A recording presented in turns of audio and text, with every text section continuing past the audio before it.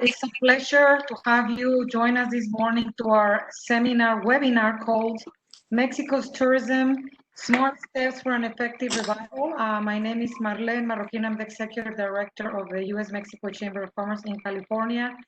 And I will tell you a little bit about what the US-Mexico Chamber is. We are the only binational organization that promotes international trade between Mexico and the United States. We also do a lot of international business. And we promote various sectors in various industries. One of them is tourism. So this is why it's such an important program that we're putting together today. We're very pleased to have you all join us, and especially our guest speakers. We thank you for your time. And without further ado, I'd like to present my colleague, Alejandro Ramos, who is not only the Executive Director of the Northeast Chapter, but he's also the Senior Vice President of U.S. Chapter Operations, who will be moderating our great panel this morning and who will be introducing each one of our guest speakers. So welcome and thank you all for being here. Thank you, Marlene, and thank you everybody for joining us this morning in California, afternoon in the East Coast, and night in Europe, since one of our speakers, she's connecting from Spain. Again, thank you everyone. Just a couple of comments before we start with our program. In case you have any questions for the panelists, we want to keep them until the end of the discussion that we are going to have. You can post any questions in the chat that is available for you in this platform. And at the end of the conversation, we will be reading these questions and in some cases trying to consolidate them so we can have a more dynamic and facilitate the discussion. Well, for this webcast, we are very honored to have a very distinguished group of experts in the tourism sector in Mexico, covering different areas, from government to hotel operators, and of course, with the participation of airlines, to provide all of you with an integral perspective about what is the outlook for the reopening of the tourism sector in Mexico, and the steps that are being taken in order to make this, as we mentioned it in the title of this webinar, an effective revival of the sector. Our panelists for this webcast, they are Yvette Casillas, who is the Undersecretary of Tourism of the state of California. She's joining us last minute because unfortunately Mario Escobedo, the secretary, had to attend a meeting with the governor, but well, Yvette is really the expert, and she knows very, very well the tourism sector in the state of Baja. We also have, for our discussion, Gonzalo Del Peon, who is president of AM Resorts, Roberto Cintrón, president of the Hotel Association of Cancun, Puerto Morelos, and Isla Mujeres. Also joining us is Rocio Blasquez, who is the regional director for the US and Canada of Aeromexico Delta, and Rodrigo Esponda, managing director of Los Cabos Tourism Board. Thank you to all our panelists for this for participating in this discussion. We're going to start with some topics that we want to address and the different views that we would like to share with you. I'd like to, before moving to that, I'd like to ask everyone to please mute your microphones and enable your video so we can concentrate the attention in our panelists for this discussion. And well, I would like to start with a question basically for Rodrigo, Roberto, and Gonzalo. And what I would like to know is if you can share with us what's the current situation of the different destinations that you represent. Also, what are the phases that they are being considered for the reopening of the sector? What are the thresholds, the triggers, the signs that you are going to be following up in order to start operations? And for that, well, we would like to have a, let's say, top-down approach. So I would like to start with Rodrigo, who can give us the view of as a destination, as a representative of the whole destination, in this case, Los Cabos. So, Rodrigo. Hi, how are you, Alejandro? Thank you very much for having us, from Los Cabos. We are very happy to be participating in this panel. The situation of Los Cabos is that it was proactively decided in mid-March that starting April 1st, the destination would be completely closed. That means that all hotels, restaurants, attractions, tours, the beaches have been closed since April 1st. And this was taking a decision collectively to make sure that the number of cases could be controlled and that we would be in much better shape to reopen the destination for the international market as soon as possible. While this has been happening, we have been working in a layer approach to reinforce hygiene, cleaning, travel, physical distancing, and different protocols that we have been implementing in the destination in a complete manual. What we want is that travelers would have an even experience when they come to the destination. We don't want that they would get into a hotel and they would have a wonderful experience, but as soon as they go out, they would not see the same type of quality in that of hygiene. We believe that the protocols and the standards that we are discussing are going to be the new marketing tools that as destinations we need to properly communicate in order to reassure travelers to come back. Thank you, Rodrigo. And Roberto, as head of one of the largest hotel associations in Mexico, can you share with us what is the current situation of the industry, particularly in the area of Cancun, and what are you following up in order to determine when is going to be the right time to reopen? Thank you, Alejandro. Good morning, good evening, and good night to everybody in this meeting. Thank you for having us or for having me here. The current status in the state of Quintana Roo. Remember that the president of Mexico colored the whole map of Mexico in red, and he left to the decision of the governors of the states in Mexico to take the decision of when to open gradually their states. And the state of Quintana Roo has followed very strict protocols since this pandemic began back in mid-March.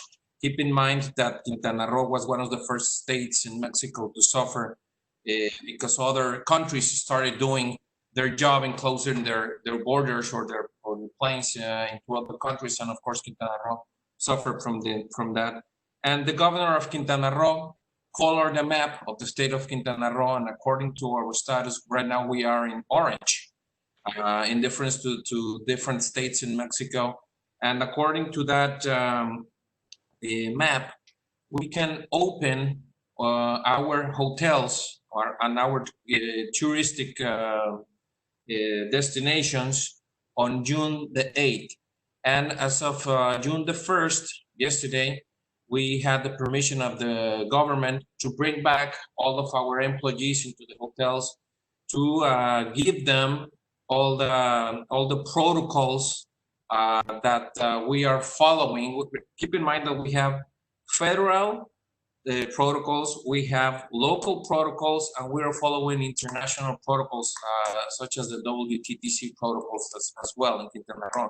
So we have to provide all of our employees with that information and how to handle the new reality of service that is as of the June the 8th. But as of June the 8th, we're going to be able to receive the first tourists into the destinations of Quintana Roo. Thank you, Roberto. And Gonzalo, from the perspective of someone that or a company that directly operates the hotels, what are the different protocols that you are following up, and what are you assessing in order to start opening your hotels and start receiving some tourists in your properties? Thank you, Alejandro. Hello, everyone, and thank you again, Alejandro, Marlene, Elba, for inviting me here to participate in this interesting webinar. So regarding your question, well, first of all, in AM Resorts, we manage 32 hotels in Mexico. We also, we manage in 70 hotels. So we have presence in other places in the Caribbean, Central America, and actually also in Spain. Only resort, beach resort destinations. So in Mexico, we have 12 hotels in the Pacific Coast, 20 hotels in the Quintana Roo state, from Cancun, Riviera Maya, Cozumel, etc.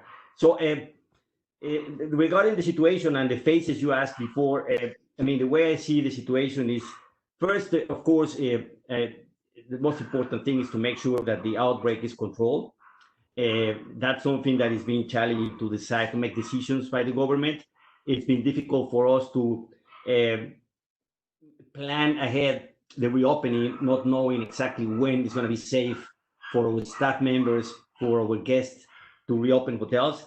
And so that's something, as Roberto was saying, is more delegated to every governor, every state in Mexico.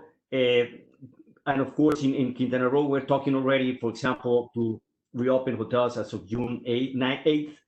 In our case, from the 20 hotels in the region, we're only opening 2 hotels in that region during June, later in the month, and most of the hotels in July.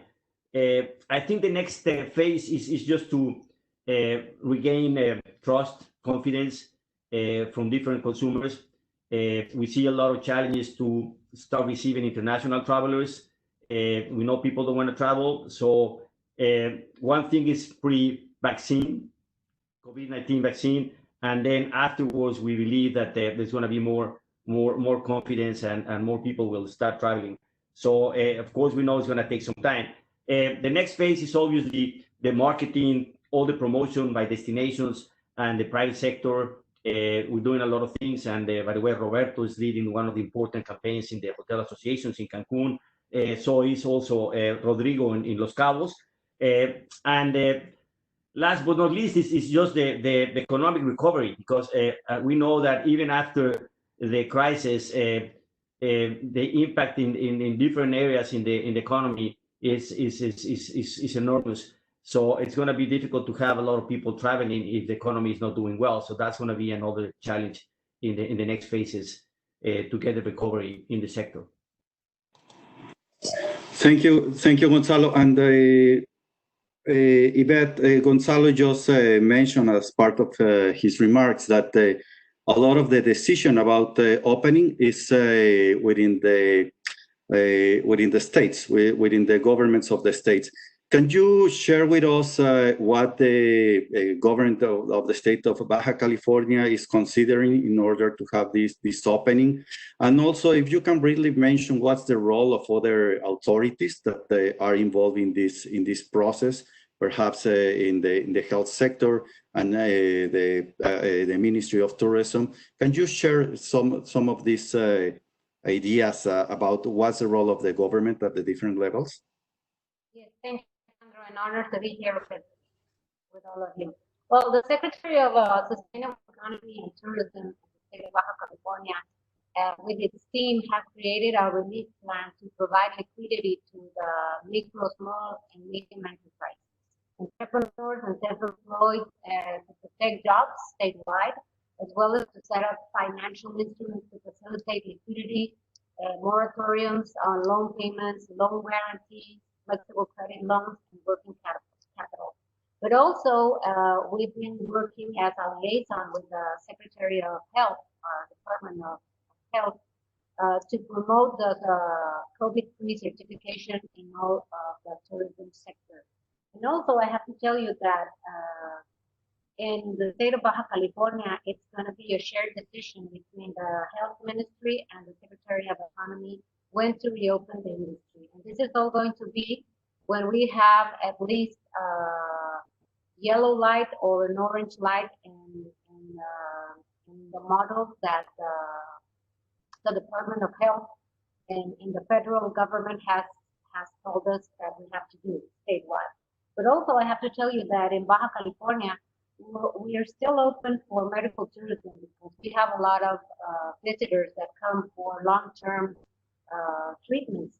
So we do still have our medical tourism active right now in Mexicali and in Ensenada, where we're both cities are really active. Thank you, Rocio. And I don't know if particularly Roberto and Rodrigo would like to add something regarding this coordination with the government authorities at the federal or local level. I don't know if you have any comments about that. If I may talk, yes. Since the beginning, we immediately started working with the federal, state, and municipality of municipalities of Quintana Roo. There was no way we could come up with these protocols without the help or the participation of the three governments that I just mentioned. And also I have to add an additional protocol that I was forgetting, and it's the Instituto Mexicano de Seguro Social protocols, which involves all of the employees and all of the protocols that we have to follow in order to keep our employees safe and clean, also, not just the tourists, but also the employees. Between the three of them or the four of them, taking in consideration also the WTTC protocol, there are between 250 points or protocols that we have to follow on each of our products, and all of us have to follow them. It has to be what we call transversal in Spanish, or horizontal in English, because there would be no point on having all these protocols set up at a hotel or at a restaurant if an airport doesn't follow those protocols. The departure airport and the arrival airports, or the transportation companies, or the parks, or all of the attractions throughout the destination. So this has to be a protocol that all of the tourist attractions have to follow. And that's what we have accomplished here in Quintana Roo. When the state's protocol came out, we were expecting 1,600 companies to subscribe to this protocol. And so far we have over 4,000 of these companies following this protocol. Thank you, Roberto. Rodrigo, I don't know if you want to add something regarding this coordination with the authorities. Yes, I think what we've been doing here in Los Cabos is a little bit different what was done in other destinations, in the sense that what happened here is that the local associations, the hotel association, the tanker association, the restaurant association, the food and beverage, transportation, and so on, we all created the protocols checking the international standards. So while the private sector organized and make sure that they were all done at the high level that they could get, then we went with the local authorities, municipal and state authorities, in order to make sure that they would validate, they complement, and then it was done a unified process. So let's say that instead of waiting for the government in order to provide us with some specific things, then we took the initiative 2 months ago, and we worked with all the supply chain, and then we went with the authorities to make sure that it was validated. That's a part of the culture that the destination has in order to have a very active role with all those associations and private sector groups that coordinate, and that's what was done in safety and security and in other things. Thank you, Rodrigo. And well, of course, it's very interesting to hear what the hotels, the destinations are doing in order to have this reopening. But well, tourists, they have to arrive somewhere from different destinations, from different areas. And in a lot of cases, well, this transportation is done via by air. So in this regard, I think that if we can have Rocio sharing with us what airlines are doing, and most importantly, how airlines are coordinating with airports in Mexico in order to have a safe trip for the tourists from the moment they enter the airport in the point of origin to the airport in the destination. Rocio, can you share with us what the airlines are doing, and also some comments about the coordination with the airports? Yeah, of course. First of all, thank you very much for giving me the opportunity to participate in the forum. As you mentioned, the airlines are a key partner in the tourism, and although Mexico is planning the resumption, we think that the recovery is going to be slow, and it will depend on the country's travel restrictions and mobility across the globe. According with the United Nations World Travel Organization panel experts, domestic demand is going to recover faster than international demand. That will be probably take care mostly in 2021. But the companies, the airlines in general, has been prepared for the pandemic from the beginning. We as Aeromexico has been pioneer on developing a health and sanitation management system, but always in coordination with the airports. You were mentioning previously, this is a co-responsibility between all the partners that work in tourism. And for example, in the case of Aeromexico, we have been working with all airports authorities in Mexico, including AACM, to establish those new protocols. In the case of Delta, is also working very closely with the TSA on all US airports. Because we have been doing some surveys to our customers, travel agencies and corporates, and definitely what their main concern back to travel is how are we protecting them in terms of sanitization along the entire travel ribbon. So definitely we have to take the responsibility. In our case, from the airport, from the beginning, when the passenger arrives to the airport, we have been coordinating with authorities protocols regarding how we do the check-in, how we go through the police controls, etc., etc. So a deep coordination in general. Thank you, Rocio. And now I'd like to go back to the hotels, how they are preparing, and instead of doing the top-down approach, now it's going to be down to top. And for that, I'd like to ask Gonzalo if you can share with us more specific measures that are being taken in the hotels in order to be prepared to receive the tourists and to give them the confidence that they are going to be in a safety environment. Can you share some of this with us, Gonzalo? Of course, Alejandro. Well, as Roberto mentioned before, there's several types of protocols, and some of them are trying to become like the standard. But that's to me is confusing to the consumer. But of course, every hotel company, we personally were trying to anticipate the situation and start developing protocols. So since this happened earlier in China, for example, we started looking at the experience in China after some hotels reopened, and what were they experiencing from the guests and all the new protocols they were implementing. So a lot of research took place before we were starting our own protocols. We actually trademarked the concept that we call clean, complete verification. And in every touch point, we were through the guest experience trying to make sure that we have all the hygiene, sanitary precautions and prevention to any potential outbreak or infection in the hotels.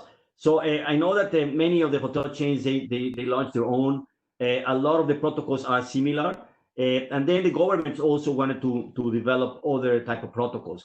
The problem is that not every government has the structure and the resources to really audit and certify the hotels that are really implementing these protocols.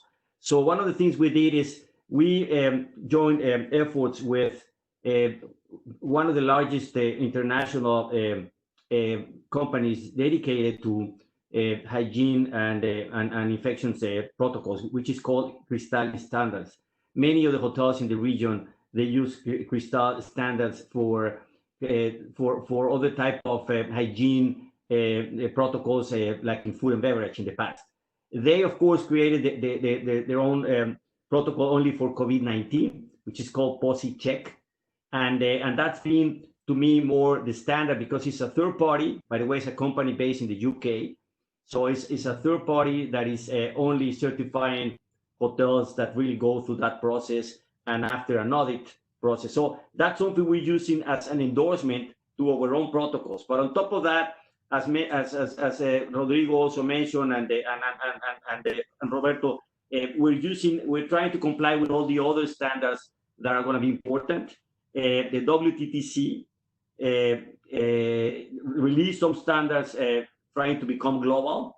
Again, difficult to enforce them or to audit them, but we need to make sure we comply. And every destination, the government in each of the states, they want to also have their own protocols. So far are voluntary, but most of the hotels would like to adopt them. So the idea is to comply with all these external protocols, but having our own and endorsed by a very important recognized company. So we can use that in our communications because we believe that for many consumers and travel agents, it's going to be very relevant that you have a third party watchdog or endorsement to make sure that your hotels are safe. Thank you, Gonzalo. Roberto, well, as we heard from Gonzalo's remarks, well, each hotel chain, they are organizing, they are adopting different protocols, different measures. But I consider that it's important that all hotels are coordinated because if, for example, there is an issue with one hotel in Cancun, that may affect the rest of the hotels in the area because all the negative publicity that can give some problems in one hotel. So, Roberto, can you share with us how in this case, the Hotel Association of Cancun is coordinating among all the hotels to have like specific standards, or whether there are some sort of inspections, etc., among all of you to present a very well coordinated sector? In this case, again, Cancun, Puerto Morelos, Isla Mujeres. Yes, as I mentioned earlier, we have 4 protocols, and we have tried to all of them put them on the same direction. And most of the protocols within the protocol are basically the same. And what Gonzalo was mentioning earlier is very important. The tourists, the potential tourists, have to feel that this is still a vacation where they are going. We don't want them to have an experience that they don't have at home right now. They're just staying at home and keeping safe there. But once they take the decision to go out from their destinations or from their cities, they have to still feel that this is a vacation. And all of these protocols, the most important part of the protocols is that they are not invasive to our customers, to our clients. And of course, all of our hotels, or all of hotels in Cancun, Isla Mujeres, Puerto Morelos, and also the Riviera Maya are trying to work with the same protocols so that the clients, everywhere they go, they will know what to expect once they arrive into hotels, into the airport, once they take a transportation to take them to a restaurant, once they get to a restaurant, once they get to a park. So we're working very closely, all of the hotel associations in the state, the restaurant association, all of us are working together to have the same protocols established on all of our touristic spots. Thank you, Roberto. And Rodrigo, Roberto actually just mentioned that it is not only important that all hotels are coordinated, but also other service providers, restaurants, local transportation, etc. In your case, as someone that really in some way oversees the whole destination, how is this coordination with other service providers in the case of Los Cabos? How you are working together with them? What type of protocols, if there are any, you are in some way implementing and coordinating with all of them? Rodrigo. Well, fortunately, Los Cabos is a very united destination. We are used to work together in different situations, different projects. We are very resilient. We've been going through different crises and all we've been able to overcome them. Consistency is going to be key. Definitely, the travelers are going to notice if they come to a destination or to a hotel and they don't see that the right type of measures are taken. Through our different feedback that we have from partners in the United States and Canada and other parts, we know that the travelers would be really looking forward to have a very consistent and high level of cleaning standard in all types of services. What we've been doing in the particular case of Los Cabos is we would have three particular layers of checks and balances. One is going to be the destination seal and the destination protocol that incorporates all supply chain. The second one is that we have done the agreement to all abide to Punto Limpio, that is the federal certification in Mexico that has 420 criteria and it's inspected by independent certified companies that we come. We are already doing that in the training and supporting process for not just the hotel. All the hotels are going to get it, but we want all the tourism suppliers or most of the tourism suppliers in the destination to also abide to it. And then finally, we're also working on some international standards. We are working with a company in the United States in order to help us to have some international standards that validation that could be a 1 or 2. We definitely believe that the type of travelers that will be coming to Los Cabos, and because of the physical qualities that we have in the sense of being a destination with a lot of open spaces and not high-rise buildings. On average, the hotels have 220 rooms. So we believe that that's going to be a trend that the travelers are going to be looking, and we definitely are going to be prepared to cater to that. Thank you, Rodrigo. And just a quick technical comment. If for the next question you can use your microphone in the computer, I think that we can hear better because the noise is not, your sound is not very clear sometimes. Thank you, Rodrigo. Now, well, we have talked a lot about sun and beach destinations, but in the case of Baja California, we have a very interesting combination of other type of destinations, some, let's say, urban destinations, also some other related to culture, all the wine-related areas in Baja. And also the traveling to Baja, it's usually a little bit different. We have a lot of people from California, Arizona, basically arriving by car.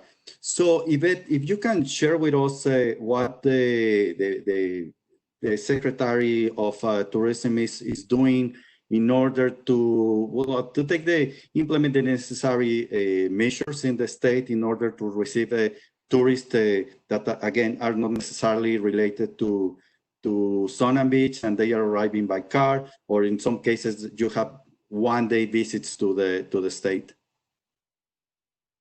Remember that Baja California has 7 destinations, and the 7 destinations have different locations.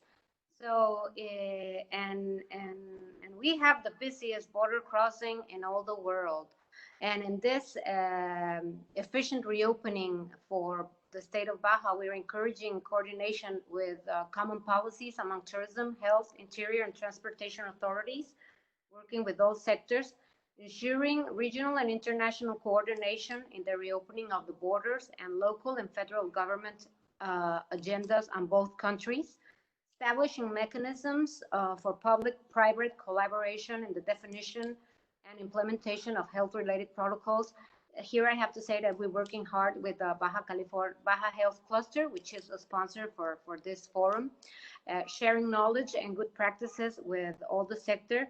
In this, we are talking about all the protocols that have been coming out from the federal government, from the Institute of Mexican Insurance, Health Insurance, the Institute for Health, and there's another one from the Secretary of Tourism with the Secretary of Health for the Secretary of Tourism. Setting mechanisms to support adaptations for companies, destinations, and training all their staff in how to know what COVID-19 meant and what it is and how to deal with it.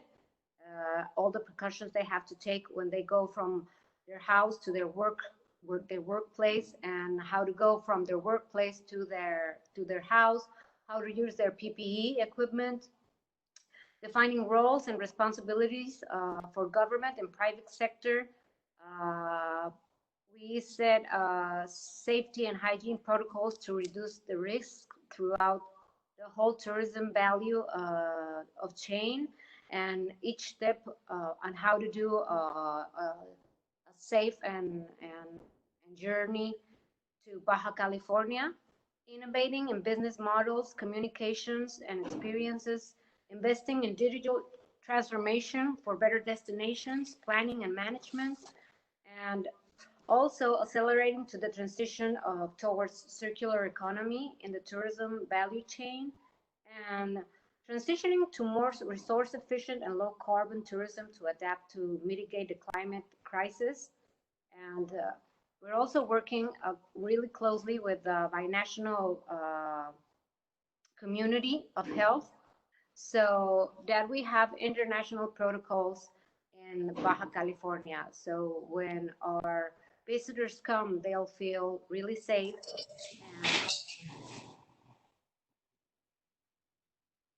and be able to have a travel safe back to their homes.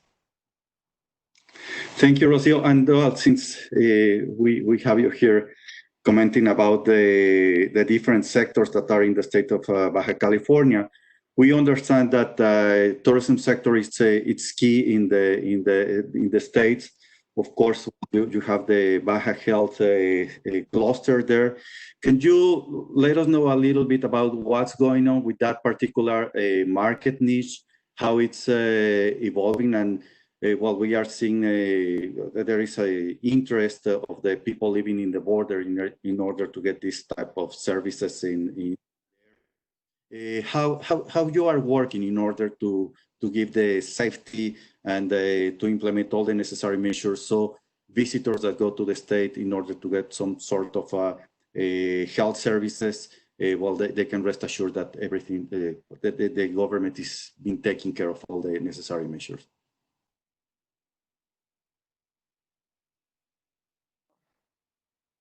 Yes? Yes. It's because you said Rocio.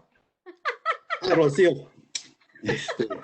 Of course, it was not for Rocio, it was for you, Yvette. Well, as you know, yes, Baja California is well known for its medical tourism. Just in 2019, we received 2.8 million visitors just for healthcare issues, leaving a growth of $1.7 million. So for us, it's really important that our visitors from California, Utah, and Arizona, which is the 77% of our tourism, medical tourism in the state, we have to make them sure that we have been taking all the measures since day one, that we knew that COVID-19 was coming to America.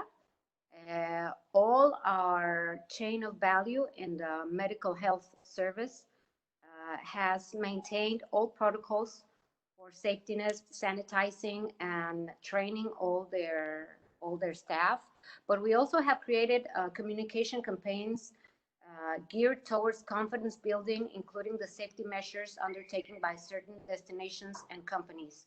I should tell you that most of our investments in medical tourism are in Tijuana and in Algodones. As you know, Algodones is a city from Mexicali, which holds the name for the capital of dental tourism in Mexico. So it's really important for us to keep in the campaigns towards the safety of our visitors. Also, we're introducing storytelling for creating new tourism experiences. That's providing our visitors to know that we also have the wine country. We have the sun. We have a lot of restaurants. We are recognized for our food and wine country, and also for being the capital of draft beer in Mexico.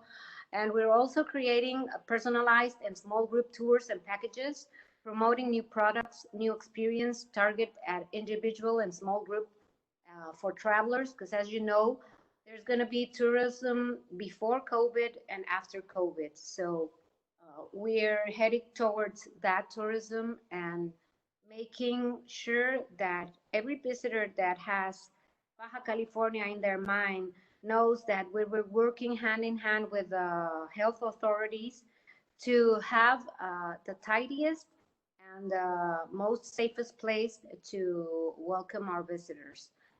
On this side, we also have to tell you that we are working with Comisión de las Californias, with Baja California Sur, Baja California, and the state of California, which was signed 2 months ago. And one of the biggest issues right now, working hand in hand with the 3 states, is the Commission of the Californias. And the other theme is tourism, because as you know, for many years in the state of Baja California, we've been doing a campaign for the 2-nation vacation.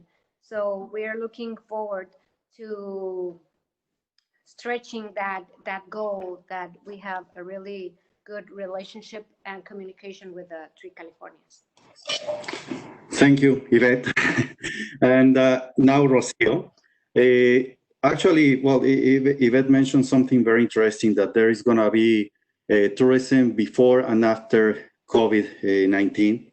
So, Rocio, I would like to ask you how the airline industry is innovating, or should be innovating, in order to deal with these new challenges of this era after the COVID-19. What type of digital developments they are implementing, and new things that the airline industry is presenting and developing for this new normal. Well, in general, I would say that I totally agree. We think that exists a way of travel pre-COVID, and there will be another post-COVID. I think that the industry, the airline has been really redesigned in a record time all the travel protocols, and it's an industry that is really very focused on safety and security.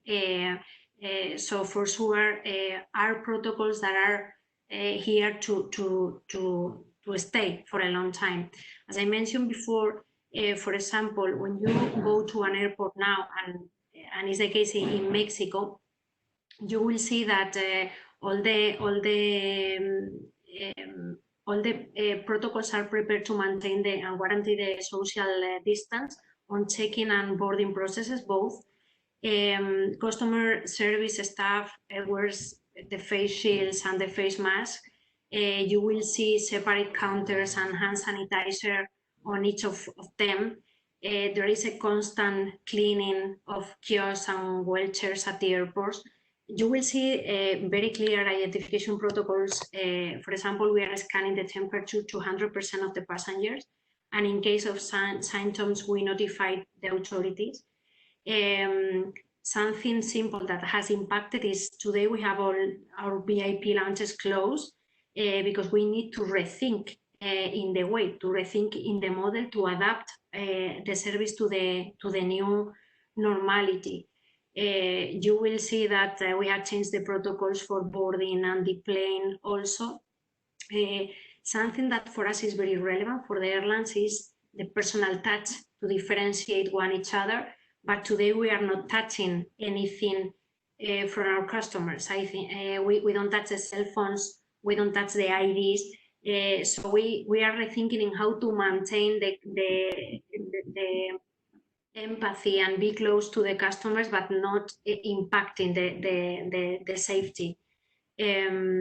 On board, for example, we have used the technology, as you mentioned, and to control the passengers on board. We are fogging the entire fleet every time we use an aircraft, and also the transit areas. Something related to the technology, all our aircrafts has HEPA filters, are high efficiency air filtration systems that eliminates 99.9% of the bacteria and viruses on board. I think that those kind of things must be communicated, because not all passengers are aware about how safe is to travel. The airline industry in general is an industry very technology based from the beginning. But we are also learning on the process. For example, something that we are pushing is a link to the technology also is we are promoting more than ever to do the online check-in. We are, for example, offering the passengers full flexibility to change their tickets by directly on the website with a tool that we call Manage My Booking, instead of going through a third party and avoid again the contact. So in general, I would say that we have rethink the model, but still will be an ongoing process, and we will be adapting the way of travel onwards, because definitely the passengers will be deciding which company to choose based on these kind of differentiators, for sure. Thank you very much, Rocio. Well, we have discussed about what the hotels are doing, destinations are doing in order to receive the tourists. But what if something goes wrong? What hotel associations, hotels, destinations, airlines, government authorities are planning to do in case that is a very located outbreak or extended outbreak of the COVID-19, or it could be any other virus? What to do in these cases? What are you planning? Protocols, etc. And perhaps we can start with Rodrigo.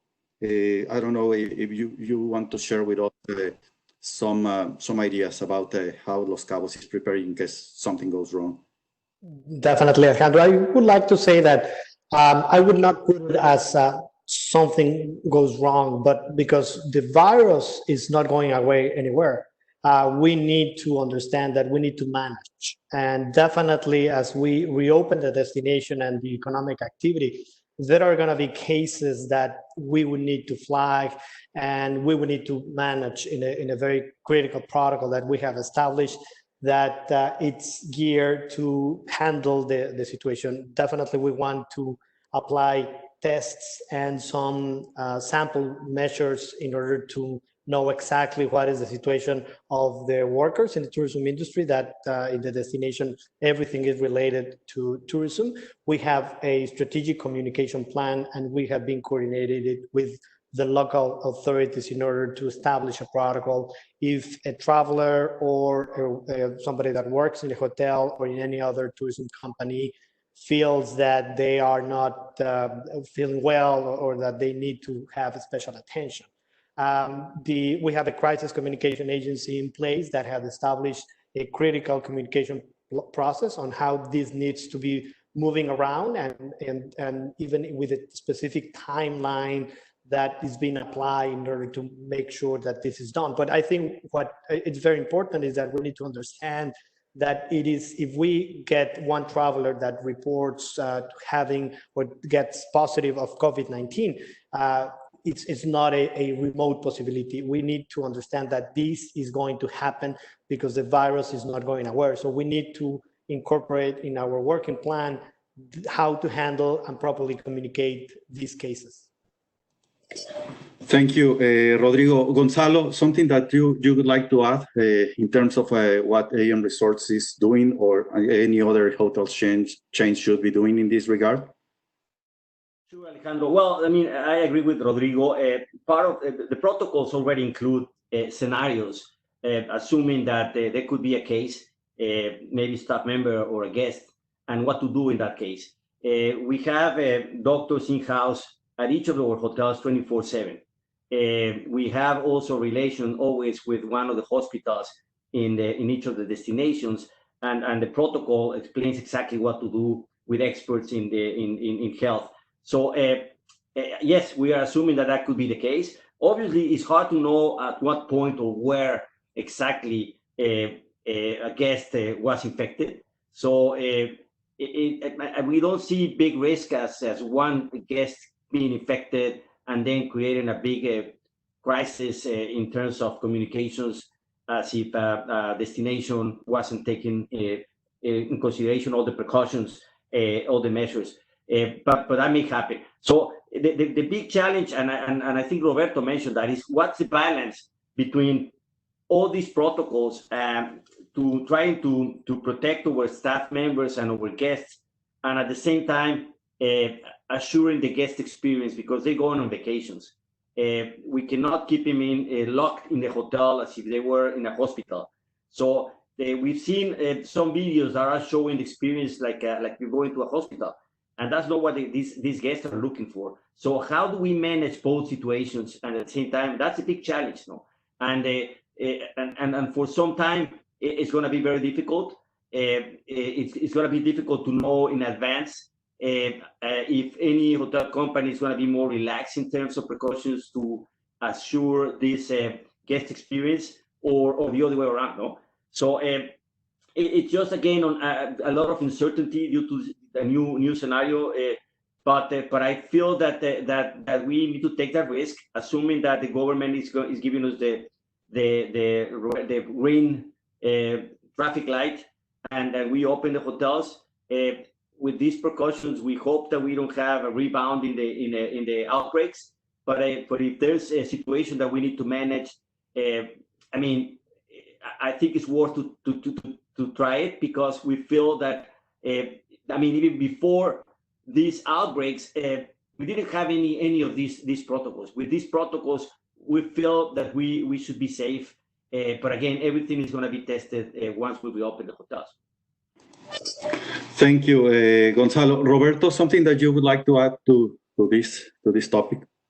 Thank you. Yes, just keeping in mind that the same protocols have these different scenarios, like Gonzalo mentioned. And some of these protocols were put into place before we closed the hotels, because we were still receiving clients from several parts of the world.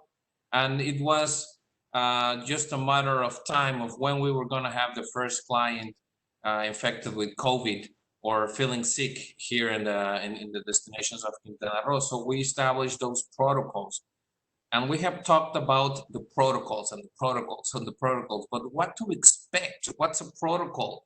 And what should a client expect once he arrives into the airport? Something was mentioned earlier of what to expect at the airport. Social distancing is something that it's always going to be, and something that it's placed within all the airports. And obviously having the disinfection gel everywhere throughout the airports, taking your temperature, having your temperature taken once you arrive into customs, and then when you depart immigration, and then once you get into or jump into your transportation, that van or that bus or that taxi has to be perfectly cleaned before it takes or receives clients, and then they drive into the hotel. And once they get into the hotel, what should a client expect? Well, the bellboy will take their luggage Their luggage will be sanitized. Before they get into the hotel, they're going to be asked to step into two small cushions with disinfection chemicals so that we can disinfect their shoes. They should always expect personnel with their face masks or acrylics in their face masks. And then once they do check in, the front desk is going to have a transparent acrylic tube. The front desk managers or the receptionists are going to have their face masks. Some of them are going to have gloves. Again, their temperature is going to be taken. Is sanitizing gel is going to be provided to our clients, and just in the rooms, they should expect at least 100 checkpoints that were sanitized within the same room. And once they get into the restaurant, again, new protocols, social distancing, very important. Many of the hotels are taking off the buffets, and they are already putting the meals served in plates.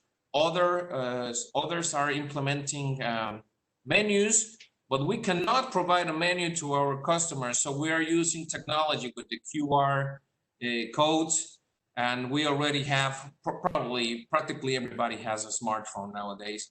So they're going to be able to see or to read their menus in several languages once they take a picture into the QRs. And everywhere you go, you should be expecting the same cleaning protocols. And once they depart, again, another protocols comes into place. A survey is going to be taking into each passenger, national or international, on how if they are feeling okay, if they have felt the runny nose or headaches, and it's a very quick survey that it's mandatory and everybody should take it. So as I mentioned earlier, it's more than 250 points in each protocol, but those are just some of the points that I just wanted to mention before. Thank you. Thank you. And Yvette, well, as the representative of the authorities, what the authorities, in this case, the government of Baja, is monitoring in terms of the evolution of potential outbreaks, and also what elements are going to be considered in order to either close or move a phase back in terms of the opening of the tourism sector. Can you share with us some thoughts about this? Yes, well, our Secretary of Health, which is our State Department of Health for Baja California, is the one who's in charge of monitoring how the cases are going in each city. As you can remember, we have 5 big cities in the state of Baja California. And also, since I think that the biggest goal or I believe that the goal or the challenge is that we have 100% qualified staff in the tourism industry.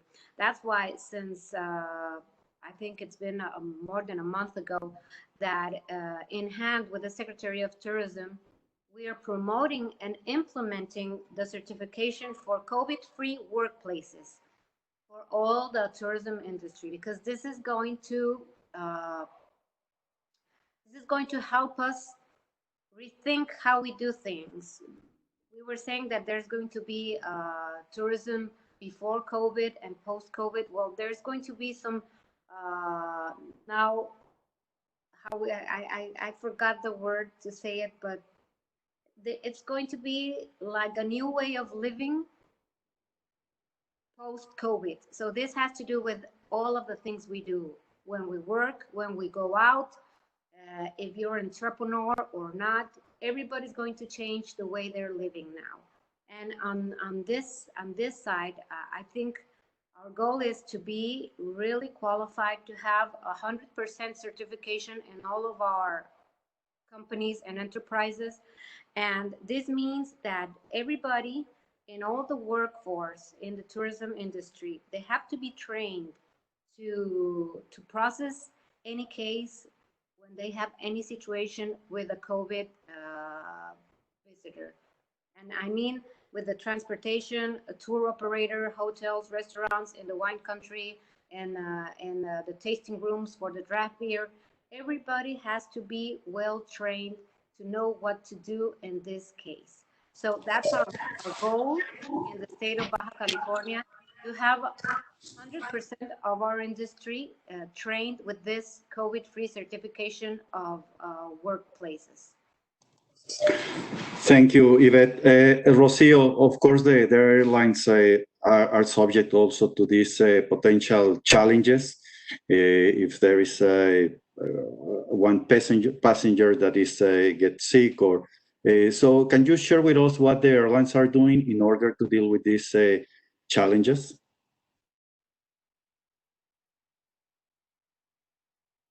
Rocio? Are you there, Rocio? Okay, now I have I have a mute, sorry. I was telling that basically we are a very regulated industry, so our protocols already include monitoring processes that we apply daily for our 16,000 employees and for all our suppliers. That is very, very relevant. But imagine that we have an asymptomatic passenger on board and suddenly starts to feel bad, feel sick in a 10-hour flight. We are prepared to face that situation. What we do is to isolate the passenger on board, and we have a control on all the clients seated close to the passenger. We have the face mask is mandatory in all our flights, but if a passenger is sick, we provide them with a specific kind of mask called N95 that is safer and avoid the contagious to other passengers. We assign an exclusive toilet for the customer, and the captain advised to land control about the situation so that health authorities can apply the protocols upon arrival. Obviously, we notify the health authorities of the country with the list of sitting around passengers.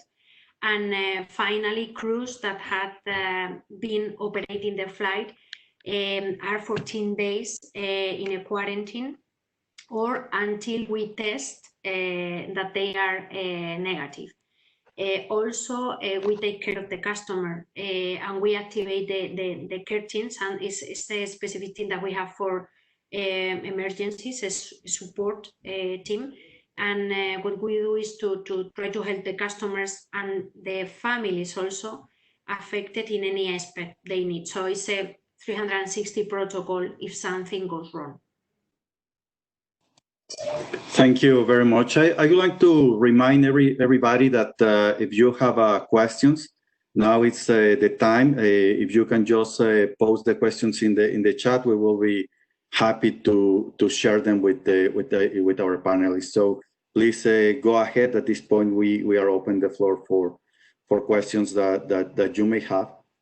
And probably while we wait for some of these questions, I think that one additional topic that I would like to address and discuss is what campaigns are being put in place in order to promote whether Mexico is ready to receive tourists. So I don't know if any of you wants to jump in and share with us about these communication campaigns, either individual or coordinated campaigns that you are working on in order to attract the tourism back to Mexico. Yes, Roberto. Thank you, Alejandro. Yes, we are in a historic fact here in Quintana Roo. We coordinated the hotel associations of Isla Mujeres, Cancún, Puerto Morelos, Riviera Maya, Cozumel, Majagual, Chetumal, and Bacalar to launch a campaign that is called Come to Mexican Caribbean with the number 2 instead of TO, Come to Mexican Caribbean. And basically this campaign, the first launch was talking about how the world is taking a deep breath, that it's resting, and that soon we were going to be open. And now we just launched the new videos of these campaigns that we are ready to receive our first clients with the promotions already in place. And basically the number 2 is because we are offering everything on this campaign with the number 2. It not necessarily is a 2-by-1 promotion that many have thought about that, but many companies have decided to do the 2-by-1. Or if a hotel wants to receive their clients with 1 margarita, they can give 2 instead, or 1 free upgrade, they can give 2 instead. Everything that they want to give as an added value with the number 2 is welcome on this campaign. And it has worked magnificently. It's in Spanish is Ven al Caribe Mexicano por dos.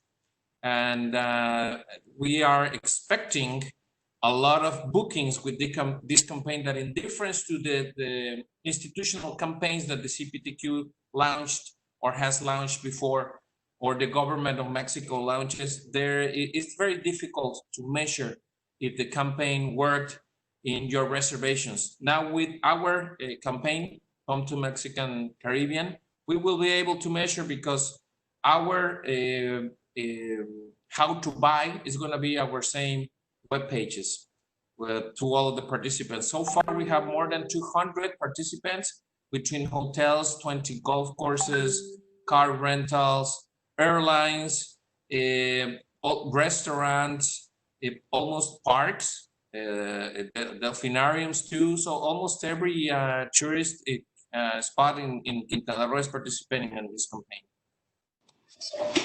Thank you, Roberto. Someone else wants to jump in to share about your campaigns?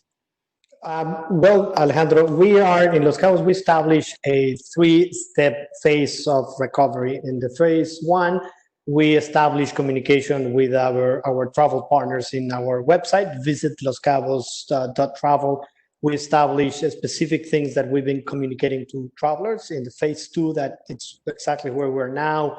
We are awaiting the return of the campaign. We're promoting Los Cabos without leaving Los Cabos. We have been conducting webinars and different online presentations with chefs, mixologists, cooking classes, different things.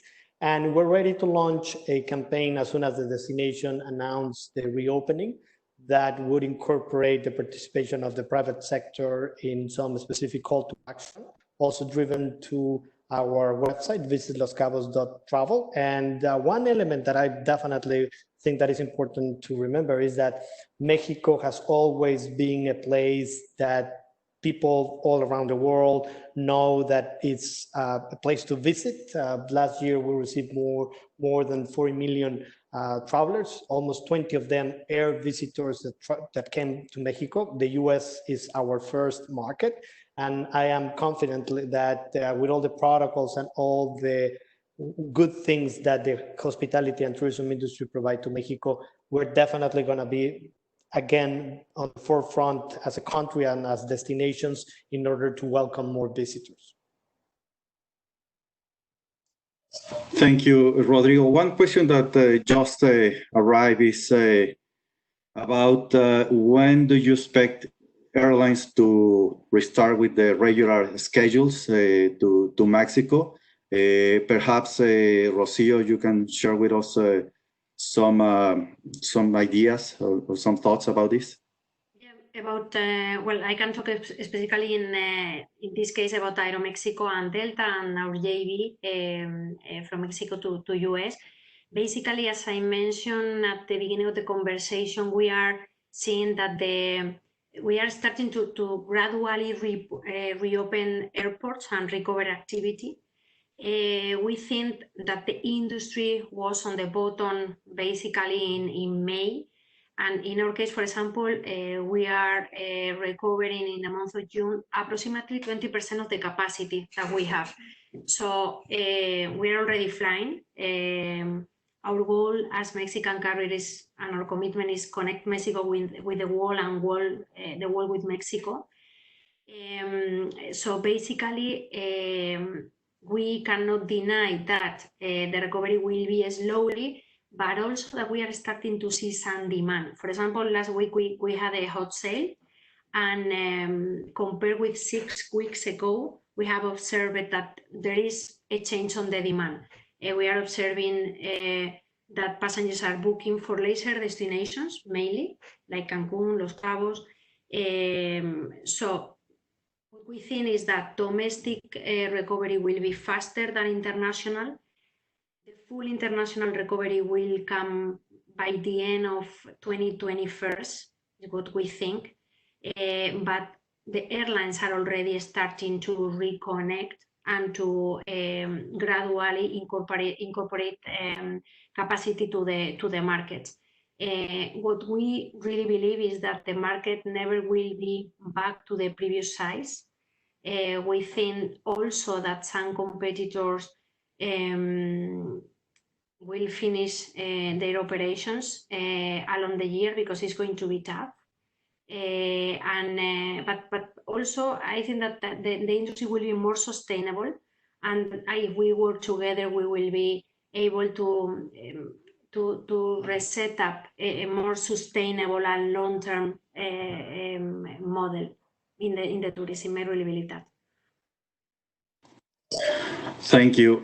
Another question that we have is regarding offshore trips, particularly in the case of Baja, but probably that's also applicable for Cancun, for the Quintana Roo area. When do you expect that sector to reopen? And perhaps if you can share some thoughts about the current status of the marinas and when they are going to be back to normal. Probably Yvette or Rodrigo, if you want to take this question.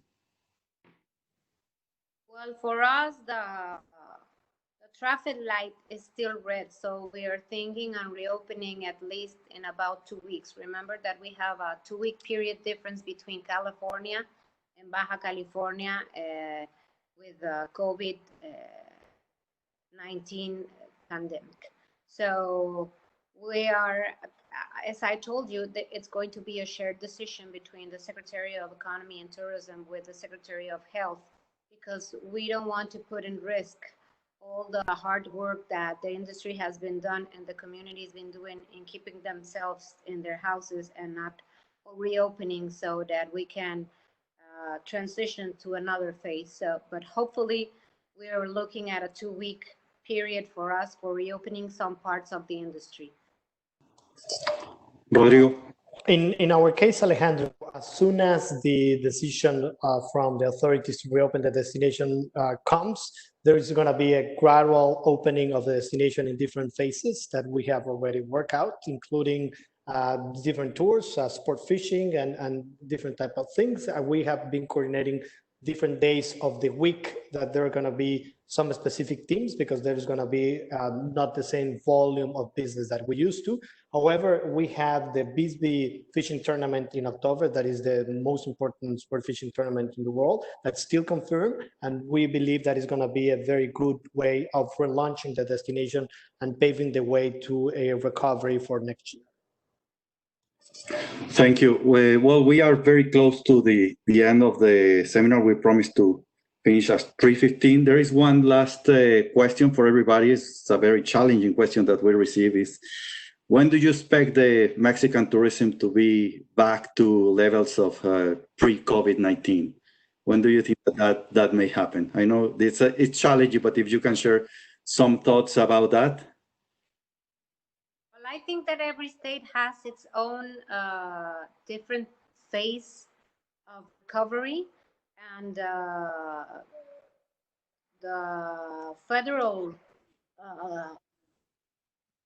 health council has managed that each state would have their own traffic light for their transitioning in the phases. So I think every state has a different stage for reopening 100% tourism. And on our side, I've told you we have the busiest border crossing, and we are also looking forward to transitioning, not as fast as the state of California or Utah or Arizona has been doing, but at our own pace, as long as the Secretary of Health gives us the green light that we can go ahead and reopen some restaurants at 25% of their capacity, or 50% of their capacity. The good thing is that I've told you that it's been a month that we've been working with the whole industry. And in the case of the wine country, they're starting their certificate. They've already started their certification for COVID-free industry. And the same is with the restaurant industry, the hotel industry in Baja California. They're all in transitioning for having their certification for when we have a green light, we're already checked to open. So that's the good thing we have in Baja California. Thank you very much. Yes.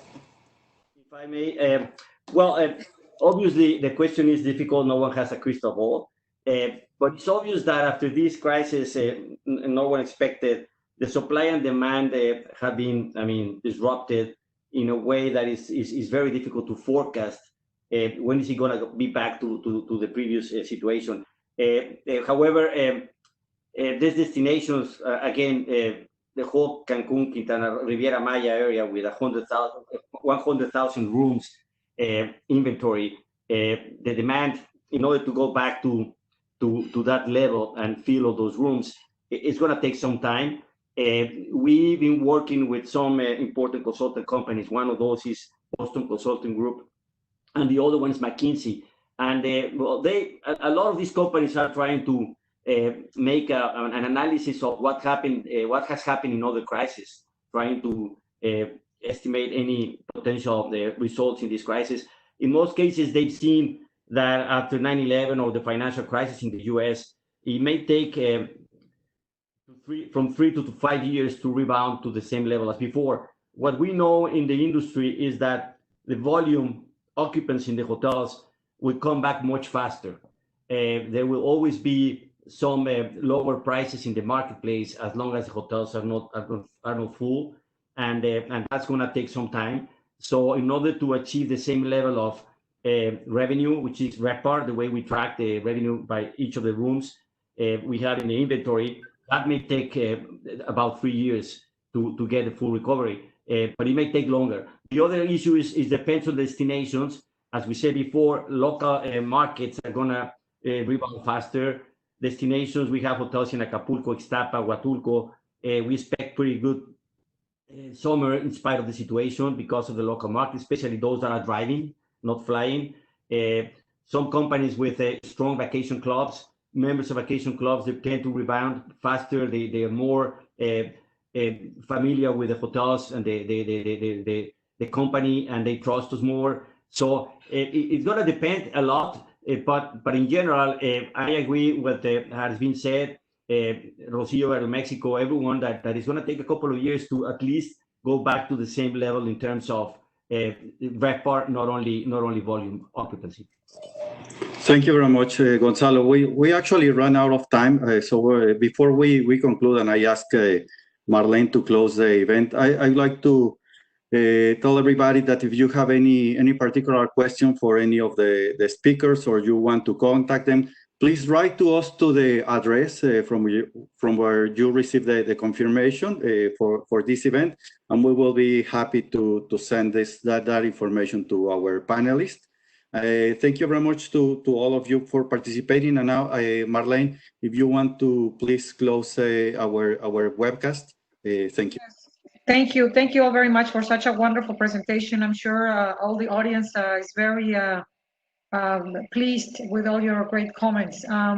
And before I close, I would like to thank our sponsor, the Baja Health Cluster, for making this event possible. We're very pleased to also announce that the Baja Health Cluster is one of our new members here in California. They're based, of course, in Tijuana, Baja California. They promote the medical tourism, and they are they have around 130 members. They have a very selective criteria for their member companies. They have to be validated, certified, because it's something. Health is something that, especially now, people are very much aware of that. And we also like to invite you this upcoming Friday, the New York chapter and the California chapter are organizing an event called Mexico's Monetary Policy and Economic Outlook, a conversation with Javier Guzman, Vice Governor of Mexico's Central Bank. We'd like you to join us. He's going to give us a very good information about the economy of Mexico, the depreciation of the Mexican peso, the relationship with the United States. It will take place at 8 a.m. Pacific time, 11 a.m. Eastern time, 10 a.m. Mexico City's time. So we thank you very much for joining us this afternoon, and we hope you have a wonderful rest of the week. Thank you very much. Thank you, Marlene and Alex.